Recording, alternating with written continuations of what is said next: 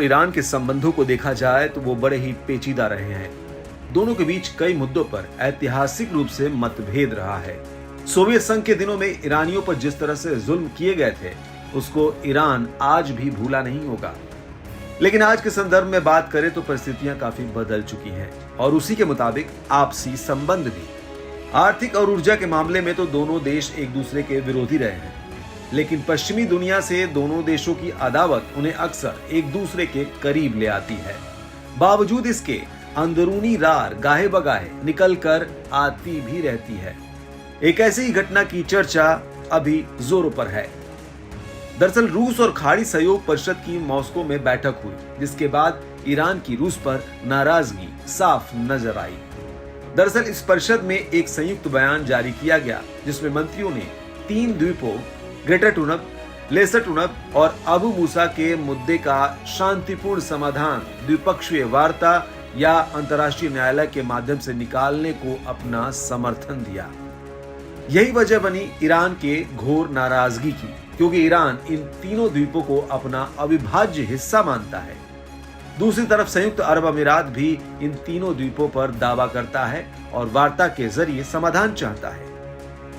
इस घटना के बाद ईरान विदेश मंत्रालय ने रूस के राजदूत और विदेश मंत्री हुसैन अमीर अब्दुल्लाहियान को तलब किया और सरकार के प्रवक्ता अली बहादुरी ने अलग अलग ट्वीट में लिखा कि ईरान अपने राष्ट्रीय हितों और क्षेत्रीय अखंडता पर कोई समझौता नहीं करेगा। अब ये घटना बड़ी बन जाती है, क्योंकि अंतर्राष्ट्रीय फलक पर रूस और ईरान एक दूसरे के साथ खड़े हैं। हाल ही में रूस के यूक्रेन पर हमला करने के बाद से दोनों देशों के संबंध गहरे हुए हैं। ईरान रूस को घातक ड्रोन मुहैया करा रहा है, जो यूक्रेन में तबाही मचा रहे हैं। साथ ही ईरान और रूस सीरिया के गृह युद्ध में उसके राष्ट्रपति बशर असद के मजबूत समर्थक हैं।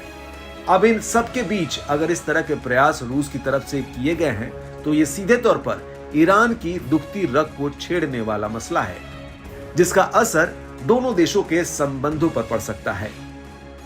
ईरानी मीडिया ने तो रूस के इस कदम को विश्वासघात तक करार दिया है। समाचार पत्र जमहूरी इस्लामी ने कड़े शब्दों में लिखा, ये ईरान के खिलाफ रूस का आखिरी विश्वासघात नहीं होगा। विदेश मंत्रालय के अधिकारियों को ये नहीं सोचना चाहिए कि ये प्रकरण रूस के राजदूत को बुलाने से समाप्त हो जाएगा। रूस और चीन अपने हितों की पूर्ति के लिए सभी अंतर्राष्ट्रीय नियमों और नैतिक नियमों को कमजोर करने के लिए हमेशा तैयार रहते हैं। रूस के इस कदम से नाराजगी की आंच ईरानी जनता तक भी पहुंची। सोशल मीडिया पर भी ईरानी यूजर्स इस मसले पर अपनी भड़ास निकाल रहे हैं। ईरानी सरकार के ट्वीट पर एक यूजर ने लिखा कि अधिकारियों के अपने ट्वीट में रूस का नाम न लेने से ऐसा लग रहा है मानो इन्होंने समझौता कर लिया हो।